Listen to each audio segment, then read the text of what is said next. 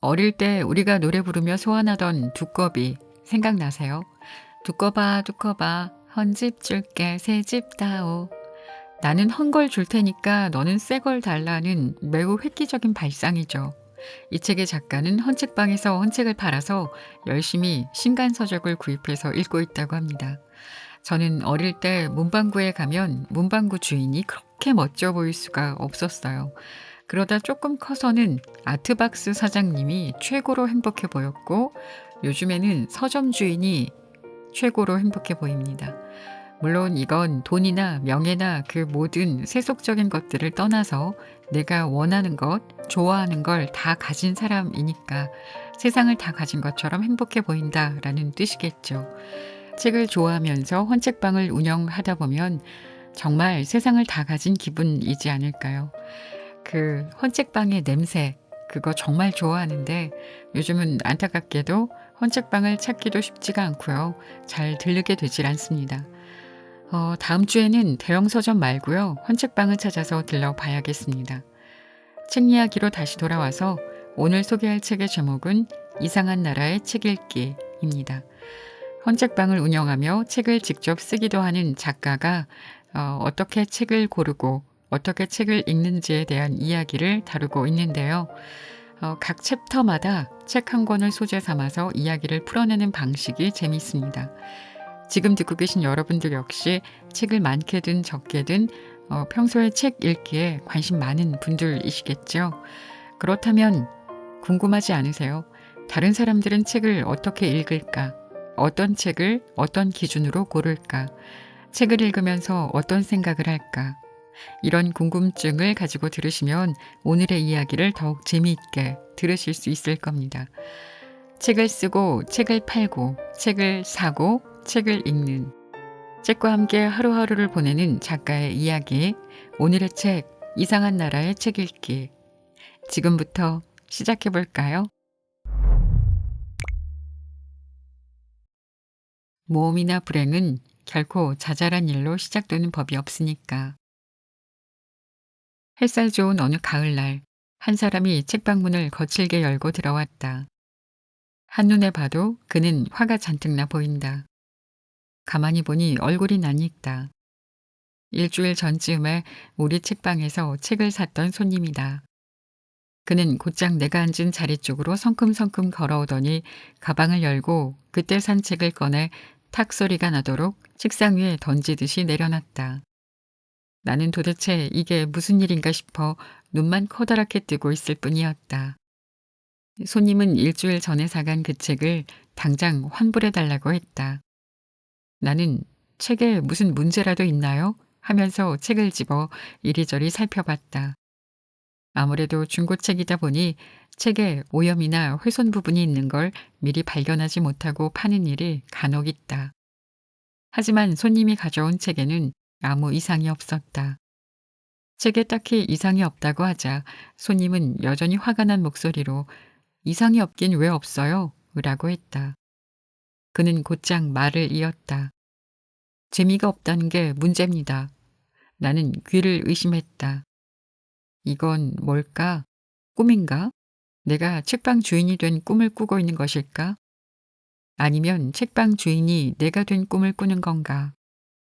나는 정신을 차리고 손님의 말을 정리했다.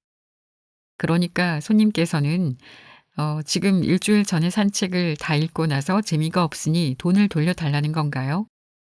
내 말에 손님은 어깨를 가볍게 으쓱이며 네, 라고 대답했다.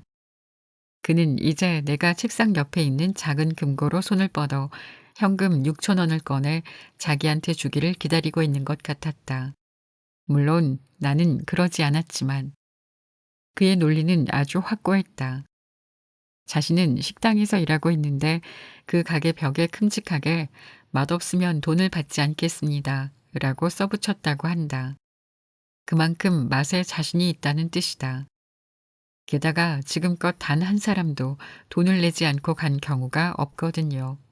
그런데 이렇게 재미없는 책을 팔면서 돈을 받는다는 건 말이 안 되죠. 지나고 난 다음 다시 떠올려 보니 당시 상황은 시트콤처럼 우스웠다. 우리는 책값을 돌려줄 거냐 말 거냐 하는 문제로 거의 30분 정도 말씨름했다. 그 사건에는 승자도 패자도 없었다. 끝내 돈을 돌려주지 않았으니 손님 처지에서 보면 패했다고 여길 수 있겠지만 내가 입은 정신적 충격도 결코 6천 원보다 적지는 않았다. 내가 보기에 문제는 음식과 책을 같게 놓고 비교했다는 것이다. 그리고 또 하나, 재미가 있고 없음은 애초에 간단히 결정할 수 있는 개념이 아니라는 걸 몰랐다는 거다. 이게 무슨 말인가? 간단히 말하면 재미라는 것도 인간이 느끼는 여러 감정 중 하나다. 이 감정은 아무것도 없는 상태에서 갑자기 신의 계시처럼 주어지지 않는다. 우리 마음속에서 꽤 복잡한 메커니즘을 거친 다음 비로소 재미라는 감정으로 드러난다. 더 알아보고 싶은 마음이 드는 독자라면 이연비가 쓴 재미, 재미의 경계 같은 책을 읽어봐도 좋겠지만 재미를 이론적으로 분석한 책을 재미로 읽을 수 있을 거란 기대는 접어두고 책을 펼치기 바란다. 좀 더 재미있는 책을 원한다면 중세의 가을을 쓴 유명한 학자 요한 하우징어의 호모 루덴스가 좋겠다. 호모 루덴스는 놀이하는 인간이라는 뜻이다. 재미는 유희, 즉 즐거움을 포함하고 있다. 즐거운 기분이 느껴지지 않는데 재밌을 수는 없다. 또한 즐거움은 노는 것이다. 요한 하우징어는 인간이 만든 모든 문화의 시작이 놀이였다고 주장한다. 어쩌면 책이라는 것도 처음엔 즐겁게 놀기 위해 만들어낸 매체가 아닐까. 지금은 책보다 더 재밌는 놀거리가 너무 많아졌지만 말이다. 어쨌든 그 이상한 손님은 책을 읽으며 재미있게 놀기를 바랐던 모양이다. 하지만 그 책은 물론 자신이 직접 선택한 책임에도 불구하고 즐거운 기분을 들게 하지 못했다. 여기서 중요한 것은 그가 산 책이 나스메 소세키의 나는 고양이로 쏘이다 였다는 사실이다. 그에게 대놓고 말하지는 않았지만 나는 여전히 잘 모르겠다. 그 책이 재미없다면 도대체 그가 재미를 느낄 만한 책은 무엇이란 말인가? 말하는 고양이가 나오는데 재미가 없다고? 고양이 알레르기라도 있는 게 아닐까? 딱히 그 사건 때문만은 아니지만 나는 평소에 책방에 온 손님들에게 책을 잘 권하지 않는다. 적지 않은 손님이 내게 재미있는 책 좀 추천해 주세요 라고 부탁하지만 대부분 거절한다. 말했다시피 재미라고 하는 게 워낙 추상적인 개념이라 내가 재미있게 읽은 책을 반드시 다른 사람도 재미있게 읽는다고 장담할 수 없기 때문이다. 모든 사람이 다 재미있게 읽을 만한 책이 있긴 하다. 세르반테스의 돈키호테다. 하지만 손님에게 재미있는 책을 추천해 달라고 부탁받았을 때 돈키호테를 추천한 일은 한 번도 없다. 그 이유는 간단하다. 상대가 돈키호테를 아직 읽어보지 않았다면 자기만의 재미 이론을 발견하지 못했을 확률이 높으니 돈키호테를 추천하더라도 재미있을 리가 없고 이미 읽었다면 다른 이에게 재미있는 책을 추천해 달라는 말 자체를 하지 않을 것이기 때문이다. 우습게처럼 말하긴 했지만 돈키호테는 정말 그 정도로 재미있으면서 동시에 훌륭한 작품이다. 삼국지를 10번 읽은 사람과는 말도 섞지 말라는 얘기가 있듯이 돈키호테도 비슷한 격언을 만들고 싶다. 돈키호테 10번 읽은 사람 앞에서는 개그 욕심을 버려라 정도면 어떨까. 망상증에 걸린 라만차의 늙은 편력 기사 돈키호테와 그의 시종 산초 판사가 짝이 되어 벌이는 좌충우돌 한바탕 소동은 수백 년이 지난 오늘날까지 많은 사람에게 즐거움을 주고 있다. 나는 감히 이렇게 제안하고 싶다. 돈키호테의 진정한 재미는 한 번 읽었을 때가 아니라 서너 번 정도 다시 읽었을 때 느낄 수 있으니 거듭 읽어보라고. 가능하면 한 번 읽을 때마다 가장 재미있었던 부분이 어디였는지 기록해 두는 것도 좋다. 분명히 매번 다른 곳을 기록하는 자신을 보게 될 것이다. 내 경우 처음 읽었을 때는 산초 판사가 사람들한테 둘러싸여 담요로 행가래를 당하던 장면이 너무 재밌어서 혼자 킬킬 웃었을 정도다. 풍차를 거인으로 착각해서 싸운 유명한 장면은 그리 재밌지 않았다. 하지만 시골길을 가다 만난 갈리시아인 무리에게 괜한 시비를 걸다가 몽둥이로 집단 구타를 당한 부분은 애처로우면서도 너무 재미있었다. 산초는 못 배우긴 했어도 현실 파악만큼은 잘한다. 매질을 당하기 전 돈키호테는 나는 혼자서 100명이라도 당해낼 수 있다며 헛소리를 한다. 그 전에 산초는 이자들은 20명이 더 되고 우리는 둘밖에 안 되는데, 아니 어쩌면 한 사람 반밖에 안 되는데 말이죠. 라며 돈키호테를 진정시키려 했었다. 둘이 아니라 한 사람 반이라. 산초는 무식쟁이인 듯 하지만 이미 상대의 전략은 물론 이쪽 상황도 제대로 꿰뚫어 보고 있는 게 아닌가. 이 두 사람과 재미있게 여행하는 동안 나는 멋진 깨달음도 하나 얻었다. 재미있는 책이란 다른 사람이 아닌 내가 만들어가야 한다는 사실이다. 재미를 만든다는 게 중요하다. 심심풀이처럼 가벼운 마음으로 책을 읽어서는 어떤 책도 재미있기가 어렵다. 책에서 재미를 찾는 모험을 떠나자. 돈키호테가 그런 것처럼 모험은 적극적으로 뛰어들어야 시작되는 것이고 때론 무작정 그 속으로 풍덩 빠져야 한다. 모험과 마찬가지로 진짜 재미는 자잘한 일로 시작되는 법이 없다. 모든 숨겨진 영혼의 보석들이 드러나는 순간 아무런 목적 없이 이유나 개인적인 관심에도 아랑곳하지 않고 읽을 때 오히려 의외의 소득을 얻을 수 있다는 걸 알게 해준 책이 로베르트 무질의 특성 없는 남자다. 이 책을 한마디로 정리하자면 제목처럼 특성이 없다. 특성이 없다는 게 또 하나의 특성이라고 한다면 너무 말장난 같으려나? 하지만 어쩔 수 없이 이 책은 특성이 없다. 특성뿐만 아니라 우리가 아니 이건 나에게만 해당할지도 모르겠는데 책이라는 것에서 기대할 만한 그 어떤 것도 별로 없다. 그러나 이 책과의 인연을 말하기 전 먼저 책을 읽은 사람인 나의 특성에 관해 얼마간 이야기를 풀어야 할 필요가 있다.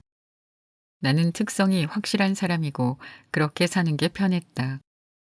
그러므로 어떤 특성이 내게 있다는 걸 인식하면 일부러 그걸 더 드러내려고 애쓰면서 지냈다. 뭐든지 두루뭉술한 걸 싫어했기 때문이다. 이런 특성을 갖게 된 건 어릴 때부터 우유부단하다는 얘기를 자주 들어서인데 도대체 왜 사람들은 초등학교도 들어가지 않은 어린애한테 우유부단하다는 말을 그리 자주 했는지 모르겠다. 실제로 그런 성격이었던 것 같다. 가족은 물론 친구, 심지어 처음 만나는 사람에게서조차도 그런 말을 들었던 기억이 있으니 말이다. 이로 인해 내 성격은 확고하며 틀림없는 것을 추구하는 쪽으로 점점 더 길들었다. 대학 전공으로 컴퓨터 공학을 선택한 이유도 그 때문이다. 사회적으로 한창 컴퓨터라는 새로운 문화에 관한 관심이 커지던 시절, 나는 그보다 더 명확한 특성을 가진 물건은 없다고 확신했다. 컴퓨터는 나처럼 우유부단하지 않았다. 명령이 들어오면 실행할 뿐이다. 인간이 감히 해낼 수 없는 복잡한 일을 처리하는 것에 비하면 너무도 간단한 원리에 나는 단번에 매료됐다. 컴퓨터를 공부하고 IT 회사에 다니면서 내 성격은 다소 직선적으로 변했다. 인생은 누구나 단 한 번 살 수 있는 것이며 삶이라는 여정 위에 여러 갈래의 길이 있다고 했을 때 어차피 그중 하나를 선택해서 가야만 한다면 그리고 그게 아니다 싶어도 되돌아와서 다른 길로 가볼 수 없다면 차라리 머뭇거리지 말고 빨리 선택해서 나아가는 방법이 최선이라는 게 나의 철학이었다. 당시엔 책도 명확한 주제의식이 있는 걸 즐겨 읽었다. 이를테면 도스토옙스키의 작품처럼 주인공이 우유부단하거나 자꾸만 바보 같은 선택을 반복하면 짜증이 났다. 도대체 독자는 저런 인물을 통해 무엇을 배우라는 거지? 나는 가난한 사람들, 분신, 지하생활자의 수기를 읽으면서 우라가 치밀어 올랐다.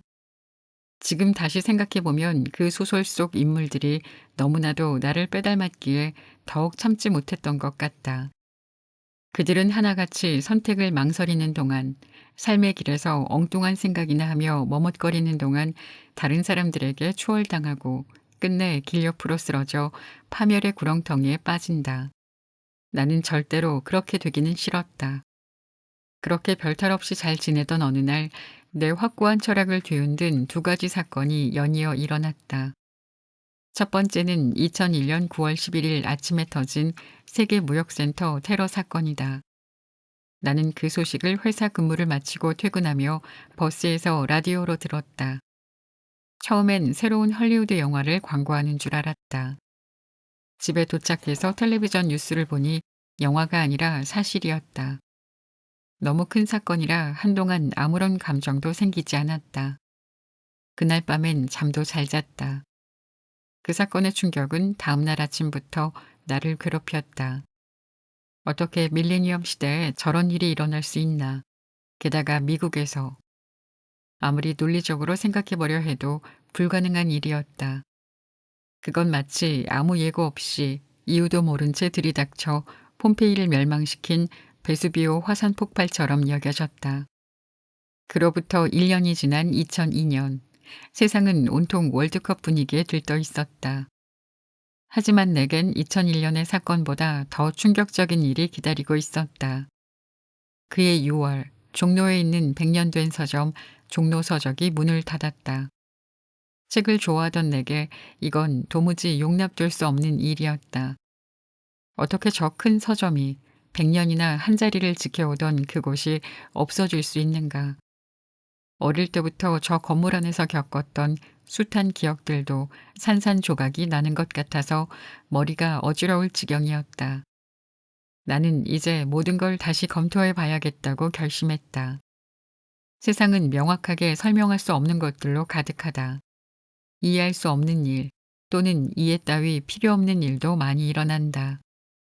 세상이 명확한 논리로 설명할 수 있는 일이 얼마나 될까? 사실 이 세계는 시계처럼 잘 맞물려 돌아가고 있는 게 아니었다. 세상은 결코 신이 프로그래밍한 컴퓨터 게임이 아니다. 그렇게 생각하니 나의 우유부단함과 망설이는 성격이 단번에 이해됐다. 길을 걷다 생각에 잠기고 서성이는 건 오히려 자연스럽게 느껴졌다. 그 후로 책 읽기 태도도 많이 바뀌었다. 아니, 바뀐 게 아니라 원래 내 성격대로 돌아와 제자리를 잡았다고 해야 맞다. 아무것도 미리 준비하지 않고 읽었을 때, 기준이 있다고 해도 완전히 엉뚱한 것이었을 때 책이 더 재밌고 내용이 마음에 잘 와닿았다. 그런 식으로 읽을 때 오히려 더 폭넓은 독서가 가능했다. 나는 읽을 책을 선택하는 독특한 기준 두 가지를 가지고 있다. 엉뚱한 고집이지만 웃지 말고 한번 들어주시길 바란다. 첫째는 작가 이름이 멋있어야 한다. 물론 이 멋있음이란 내 기준이다. 나는 독일계 이름을 좋아한다. 뭔가 긴장감이 느껴지는 카랑카랑함이라고 해야 할까. 프란츠 카프카, 마르틴 하이데거, 아르투어 쇼펜하우어, 프레드리 실러, 파트리크 주스킨트. 이런 이름을 가진 작가가 쓴 책이라면 어쩐지 강렬한 자극을 줄 것만 같다. 미국이나 영국 작가의 이름은 너무 평범하게 들린다. 프랑스 쪽은 어떤가? 베르베르, 플로베르, 보들레르, 에밀 졸라, 로맹 롤랑 같은 이름은 듣기만 해도 말랑말랑한 로맨스 소설이 떠오른다. 물론 진짜로 이 작가들이 로맨스 전문 작가는 아니다. 한 번은 책방에 온 손님이 귀여운 미소책 있어요? 라고 물어서 당황했던 적이 있다. 다시 물으니 그 손님은 웃으며 귀여운 미쇼라고 말했다. 세상에나 작가 이름이 귀여운 미소라니. 그런 작가가 쓴 책은 읽기도 전에 간질거려서 닭살이 돋을 것 같다. 러시아 작가는 이름이 너무 길고 어렵다. 그래서 읽기도 전에 벌써 지겨운 생각부터 든다. 두 번째는 반드시 오프라인 서점에서만 가능한 방법이다. 책을 들고 아무 곳이나 무작정 넘겨보는 거다. 그렇게 넘긴 면에서 최상급 표현이 두 번 이상 나오면 그건 사지 않는다. 예를 들면 너무, 아주, 엄청 같은 단어인데 이것들을 나는 좋아하지 않는다. 나도 글을 쓸 때 사용을 줄이려고 노력한다. 최상급 표현은 문장을 통해 독자가 알게 해야 한다. 글 쓰는 사람이 미리 써두면 읽는 처지에서는 맥이 풀린다. 이런 기준에 잘 맞는 작가를 그동안 여럿 발견했다. 토마스 베른하르트나 로베르트 무질이 딱 그렇다. 아, 로베르트이면서 동시에 무질이라니. 굳이 최상급 표현은 쓰지 않겠다. 최근 10년 사이 읽은 소설 중에 이보다 훌륭한 책은 없다. 제목조차 마치 나를 부르고 있는 듯하다. 특성 없는 남자. 그게 바로 나다. 이 소설은 바로 그런 남자에 관한 긴 이야기다.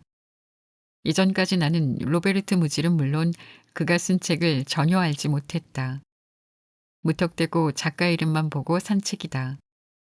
당시엔 2권까지 번역됐는데 마지막 3권은 나중에 나올 거라는 사실조차 모르는 상태에서 무작정 샀다. 그 3권이 무려 8년 후에 나올 걸 미리 알았더라면 아마 사지 않았을 거다. 그걸 몰랐기 때문에 샀고 모르는 상태에서 읽었기에 결과적으로 나는 더 많은 걸 알았다.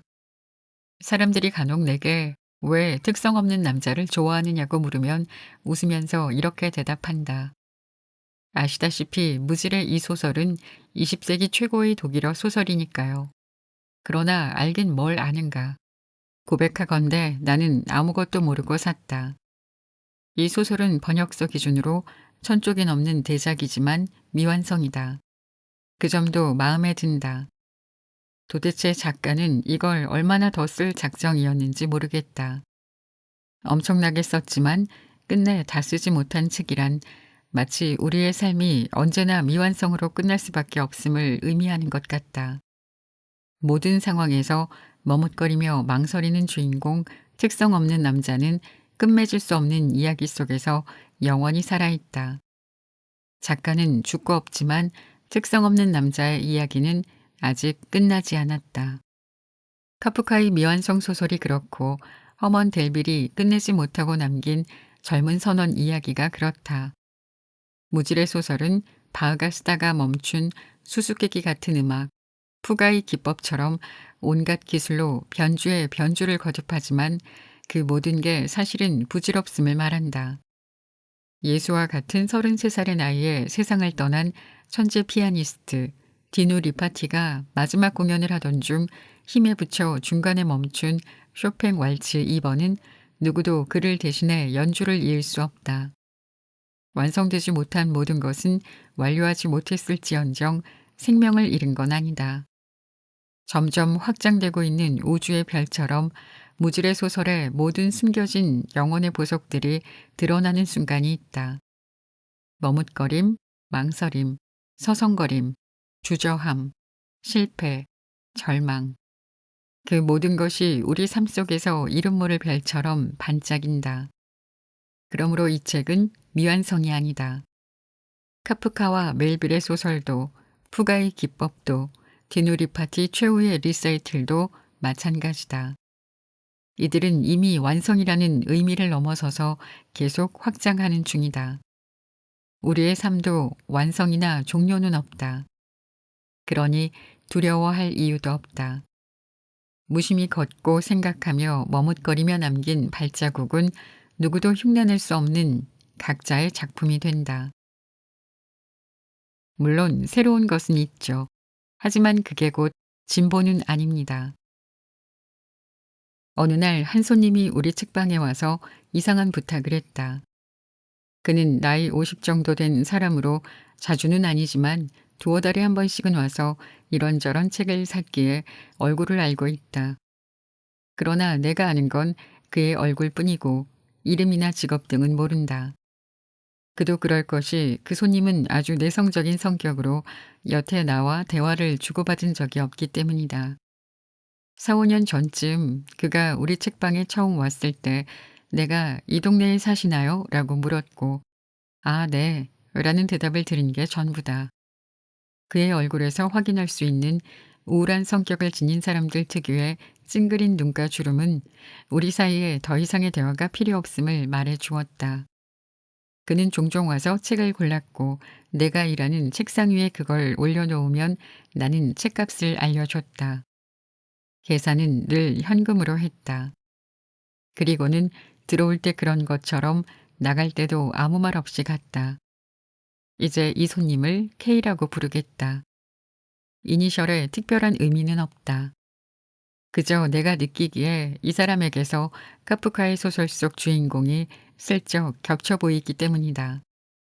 그를 볼 때면 불안하고 자꾸만 망설이고 벗어날 수 없는 어떤 곳에서 늘 맴돌고 있는 답답한 기분이 들었다.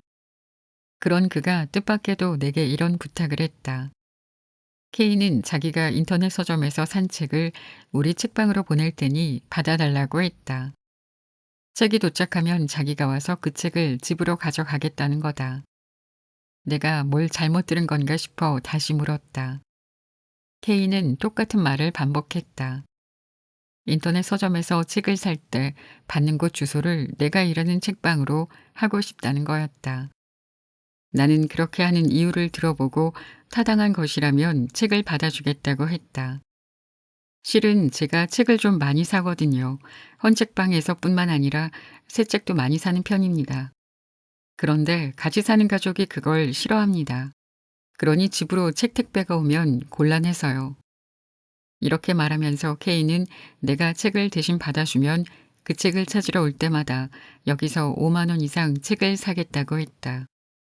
그렇지 않아도 책을 많이 사는 문제 때문에 집으로 오는 책 택배도 눈치 보여 못 받는 사람이 책을 대신 받아주는 대가로 또 책을 사다니. 이 사람은 도대체 머리가 어떻게 된 것이 아닌가 싶었다. 나는 좀 더 자세한 사정 이야기를 들어보고 싶었다.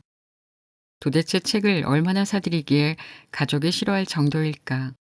K는 무역회사에 다니는 평범한 직장인으로 직급은 그리 높지 않다. 월급으로 300만 원 정도를 받는다는데 책을 사는데 100만 원 넘게 쓰고 있다. 부부가 맞벌이 하는 것도 아니고 아직 학교를 졸업하지 않은 두 자녀가 있는데 버는 돈의 3분의 1을 책에 쓰다니. 그나마 사는 집이 전세라 다행이지만 이마저도 아직 전세자금 대출을 다 갚지 못해 매달 이자를 내는 형편이었다. 책방 주인인 나로서도 조금은 심하다는 생각이 들었다.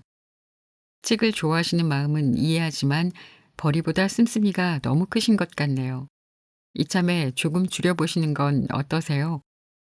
하지만 K는 내 말에 아무런 대답도 하지 않았다. 하긴 버는 것에 비해 씀씀이가 너무 크다는 건 나보다 본인이 더 잘 알 터였다. 그런데도 책 사는 걸 포기할 수 없으니 이 지경까지 온 게 아닐까. K가 너무도 간곡하게 부탁했기에 나는 알겠다고 그러고는 일단 글을 돌려보냈다. 며칠 후 K가 인터넷 서점에서 주문한 책 택배가 우리 책방에 도착했다. 다음 날도 택배가 왔다. 그 다음 날도. 한 번 올 때마다 적은 양도 아닌데 그런 식으로 몇 번 이어지자 내 짐을 보관할 장소가 비좁을 정도로 책방이 택배 상자로 가득 찼다. 나는 K에게 연락해서 얼른 책을 가져가라고 했다. K는 내 전화를 받고 그날 저녁에 와서 책을 가져갔다.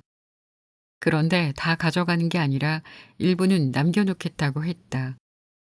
왜냐고 물으니 한꺼번에 많이 가져가면 또 아내에게 한 소리 들을 수 있어서 매일 조금씩 옮기겠다는 거다.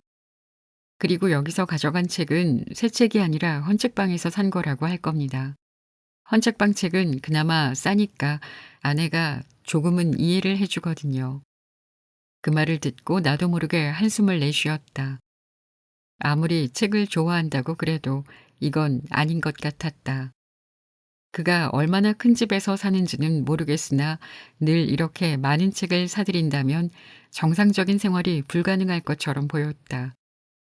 그보다도 K의 정신 상태에 대한 무서운 생각마저 들었다. 이것이 말로만 듣던 책 중독인가 싶었다. 나는 K와 천천히 대화해보고 싶었다.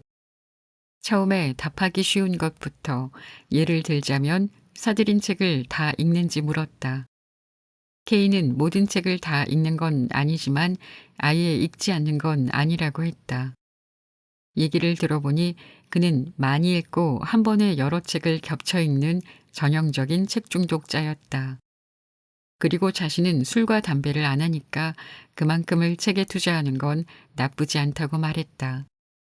잠깐 말을 끊은 후 K는 사는 동안 도박은커녕 로또 복권도 한 번 사본 일이 없다고 덧붙였다. 제겐 어쩌다 걸리는 좋은 책 한 권이 로또 당첨보다 더 큰 행운이라고 믿습니다. 그러니까 로또를 사러 편의점에 갈 필요가 없죠. K는 자기가 위트 있는 말을 했다고 믿는지 이 얘기를 하면서 혼자 키득거렸다. 물론 나는 전혀 재밌지 않았다. 그래도 평소에 거의 말이 없던 K가 이렇듯 웃으면서 뭔가에 관해 얘기하는 것을 보면 마음이 매우 편해진 것처럼 보였다. 우리는 그날 저녁 책과 독자, 그리고 책을 쓰는 사람을 번갈아가며 화제에 올리면서 오래 이야기를 나눴다. 그는 어릴 때부터 작가가 되고 싶은 꿈이 있었기에 책방을 운영하며 글을 쓰는 나를 무척 대단한 사람이라 여긴다고 말했다. 나는 그렇지 않다고 대답했다. 작가는 대단한 사람이 아니며 책은 누구나 쓸 수 있는 거라고 했다. 선생님은 책을 많이 읽으셨으니 이미 그만한 잠재력을 가지고 있습니다. 무슨 내용이든 좋으니 책을 한번 써보시죠. 쓰시면서 때때로 원고를 저한테 보내주시면 읽고 짧게라도 감상을 들려드리겠습니다. 하지만 그는 고개를 저었다.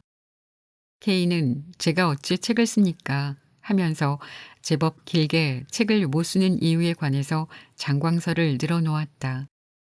K는 책을 안 쓰는 게 아니라 못 쓰는 거라고 했다. 한때는 책을 쓰고 싶다는 생각도 했고 욕망으로 들끓었던 시기도 있었다.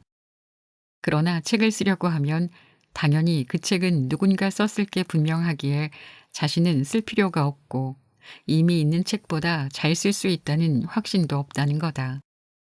설령 엄청나게 독창적인 주제가 떠오른다고 하더라도 그 책은 당연히 세상 어딘가에 존재할 것이다. 그건 마치 이 넓은 우주에서 외계인의 존재를 설명하는 것과 같다. 외계인을 당장 눈앞에서 보지 못했다고 해서 없다고 단정 지을 수는 없는 법이다. 이 넓은 우주, 우리의 생각보다 언제나 더 넓은 우주에 지구인만 존재한다는 건 너무나도 쓸쓸하지 않은가. 우주를 닮은 바벨의 도서관에 새로운 책이 추가될 자리는 없다. 하지만 지금도 많은 책이 매일 쏟아져 나오고 있는 건 어떻게 설명할 것인가. 그것들은 모두 부질없는 것이며 그런데도 책을 계속 사는 이유는 그 부질없음 중에서 굉장한 무언가를 찾을 수 있다는 기대감이 있기 때문이다.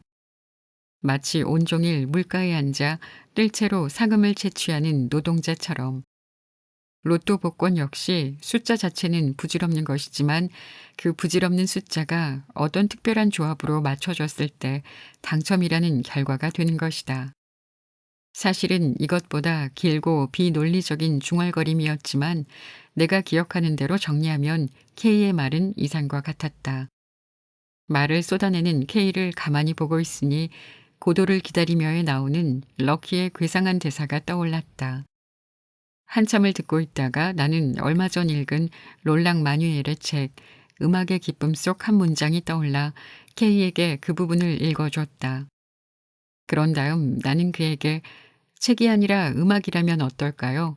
음악 역시 책과 마찬가지로 아주 오래전부터 있었고 지금도 계속 쏟아져 나오고 있으니까요. 더는 새로운 게 없나요? 라고 물었다. 그는 그렇다고 했다. 음악은 물론 미술에서도 이미 나올 것은 다 나왔고 지금 나오는 것은 부질없이 예전 것을 반복할 뿐이라는 거다. 진정으로 진보적인 예술은 이제 불가능한 시대가 아니냐고 내게 반문했다. 이제 우리는 진보라는 말에 관해서 대화를 이어갔다.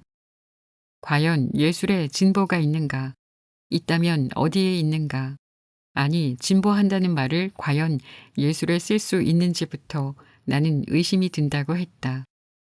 K는 계속해서 새로운 것을 창조해내는 게 예술의 임무가 아니냐고 했다. 나는 그 말에도 회의적인 생각이라고 솔직하게 말했다. 새로운 것이 있기야 하겠지만 그것을 진보라는 말로 부를 수는 없을 거라고. 나는 책에서 읽은 롤랑 마뉴엘의 말을 인용해 말했다. 어쩌면 나는 K가 무턱대고 책을 사들이는 것과 마찬가지로 무작정 책을 쓰고 있는 것인지도 모른다. 이건 중독이나 집착이라고 볼 수도 있다. 럭키가 허공에 중얼거리듯 나는 쓴다. 이런 책을 통해 독자는 무엇을 얻을 수 있는가? 새로운 무엇? 사람에 따라서는 이 책을 읽고 새로운 것을 발견할지도 모르겠다. 그러나 이 책 자체는 전혀 새로운 게 아니다. 당첨되지 않은 로또 복권의 숫자처럼 아무것도 아닌 글자의 나열에 불과하다. 그러나 여기서 무언가를 발견한다면 진정한 행운이다. 그것은 작가인 내가 할 일이 아니다. 언제나 주인은 독자다. 아무것도 아닌 문장을 통해 감동하고 마음에 새기는 걸 작가는 의도할 수 없고 그렇게 해서도 안 된다. 책은 그 자체로 아무런 의미가 없다. 의미를 만들어낼 열쇠가 처음부터 독자의 주머니에 들어있기 때문이다. 다시 김수영의 시집을 펼쳐든다. 잠자는 책은 이미 잊어버린 책. 이 다음에 이 책을 여는 것은 내가 아닙니다. 잠든 책을 깨울 사람은 바로 당신, 그리고 나. 서로 알지 못한 채로 연결된 수많은 우리이다. 저는 책 내용을 소개하고 나서 이쯤에서 재미있게 들으셨냐라고 묻곤 하는데요. 그 재미라는 게 참 사람마다 다르게 느낄 수 있는 것 같습니다. 재미있다라는 건 깔깔대고 웃게 한다일 수도 있고 내 호기심을 충족시켜줘서 즐거웠다일 수도 있겠죠. 또 모든 사람이 다 재미있다고 느껴지는데 나에게만 재미없을 수도 있고요. 나는 미치도록 재미있었는데 다른 사람에게는 별 감흥이 없을 수도 있습니다. 그래서 작가가 책 읽는 재미에 대해서 이야기한 부분이 저는 정말 흥미로웠는데요. 어땠나요? 오늘의 책 이상한 나라의 책 읽기 재미있으셨나요? 저만 재미있었던 건 아니죠? 책에서 다뤘던 책 속의 책들 이미 읽었던 책도 있고 제목만 알고 실제 읽어보지 않은 작품도 있었는데 꼭 찾아서 읽어봐야겠다라는 생각이 들었습니다. 가능하다면 여러분들께 전해드릴 수 있으면 더 좋겠고요. 오늘은 일부의 내용만 소개를 했는데요. 이 책 이상한 나라의 책 읽기에는 사람을 읽는다, 재미를 읽는다, 빠르게 읽는다, 느리게 읽는다, 걸으며 읽는다, 번역을 읽는다, 무작정 읽는다, 쓰면서 읽는다, 겹쳐서 읽는다, 여러 번 읽는다 라는 챕터들로 구성되어 있습니다. 제 개인적으로 하나를 더 덧붙인다면 소리내어 읽는다입니다. 그게 꼭 큰 소리를 내어서까지는 아니다 하더라도 작게 웅얼거리듯이 소리를 내서 책 읽는 사람들이 있죠. 제가 그런 편인데 책의 모든 내용을 다 그렇게 소리를 내서 읽는 건 아니고요. 읽다 보면 무아지경에 빠져서 마음에 드는 부분이 나오면 나도 모르게 소리를 내어서 읽고 있더라고요. 그렇게 소리를 내어서 읽었던 부분은 시간이 지나도 잘 잊혀지지 않습니다. 어쩌면 학창 시절에 암기를 해야 할 때 소리를 내어서 읽던 버릇이 아직까지도 남아서 그런 건지도 모르겠습니다. 이것도 저만 그런 거 아니죠? 오늘은 이상한 나라의 책 읽기를 소개하면서 책 읽기에 대한 이야기들을 나눠봤는데요. 여러분들께 즐거운 시간이었기를 바랍니다. 저는 또 재미난 책들 준비해서 다시 여러분들께 인사드릴게요. 지금까지 책방차차 달콤 엘리였습니다. 감사합니다.